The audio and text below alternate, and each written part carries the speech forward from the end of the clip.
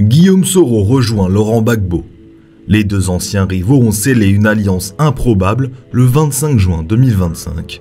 À quelques mois de la présidentielle d'octobre, l'ex-premier ministre a rallié le mouvement Trop c'est trop lancé par l'ancien président.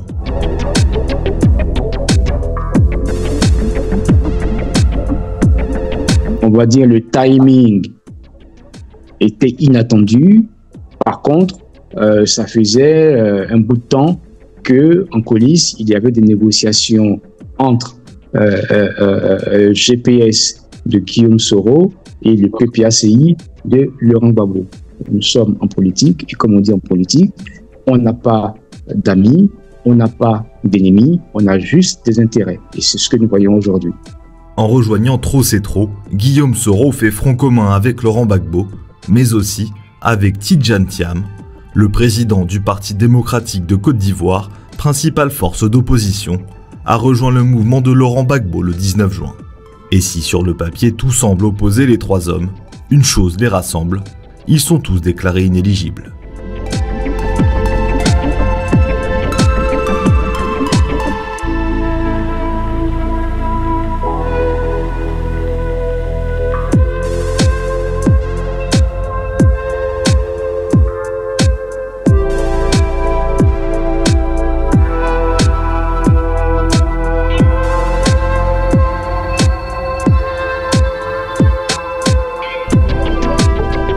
Autre cacique de l'opposition frappé par cette impossibilité de briguer la magistrature suprême, Charles Blé Goudé.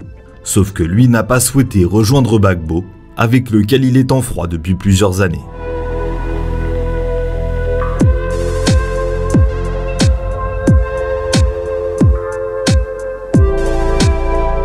Au sein de Trop c'est trop, tous ont le même objectif, pouvoir figurer sur la ligne de départ pour la présidentielle. Et tous ont le même ennemi déclaré, Alassane Ouattara. Mais le mouvement de Laurent Gbagbo n'est pas le seul sur ce créneau.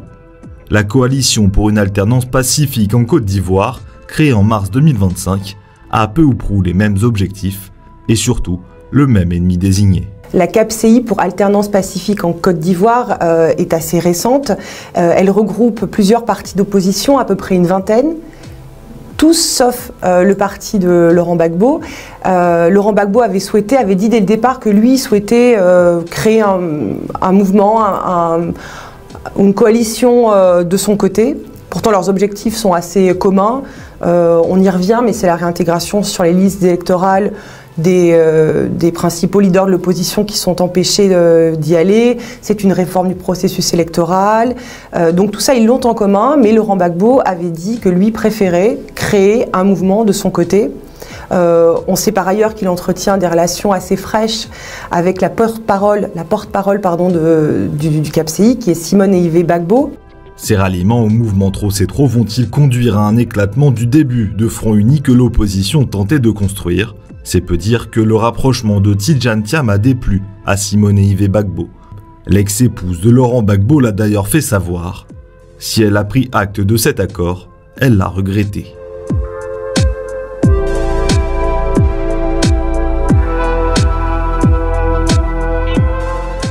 La frustration de l'ancienne première dame est d'autant plus forte qu'au contraire des membres de l'Alliance des inéligibles, elle peut, elle, prétendre à une candidature à la présidentielle. Alors, au sein de la CAPCI, pour l'instant, il y a 2 candidats déclarés et éligibles. Il s'agit de Simone Eyivé Gbagbo et de Pascal Afine-Guessant. En tout cas, chacun est de son côté.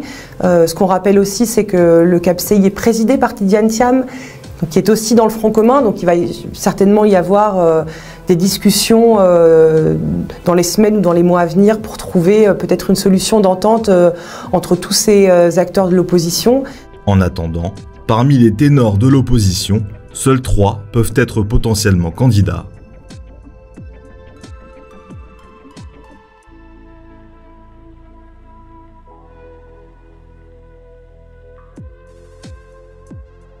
Jean-Louis Billon est candidat à l'élection présidentielle en Côte d'Ivoire, mais sans le soutien du PDCI pour l'instant. Il dit que s'il est élu, il le sera pour le parti, il sera gagnant au nom du parti, mais de toute évidence, il n'aura pas le soutien de la machine du PDCI, soutien malgré tout important, puisque c'est un parti qui reste bien implanté en Côte d'Ivoire, c'est l'ancien parti unique qui a comme une grosse machine. Donc de toute évidence, il ira, mais sans le PDCI dans son ensemble derrière lui.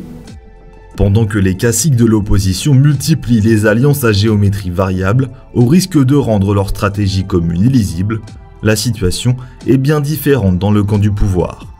Le 21 juin, le Rassemblement des Oufouettistes pour la démocratie et la paix a désigné Alassane Ouattara pour être son candidat à la présidentielle. Le chef de l'État n'a pour l'heure pas dit s'il entendait briguer ou non un 4e mandat, mais ce n'est qu'une question de temps.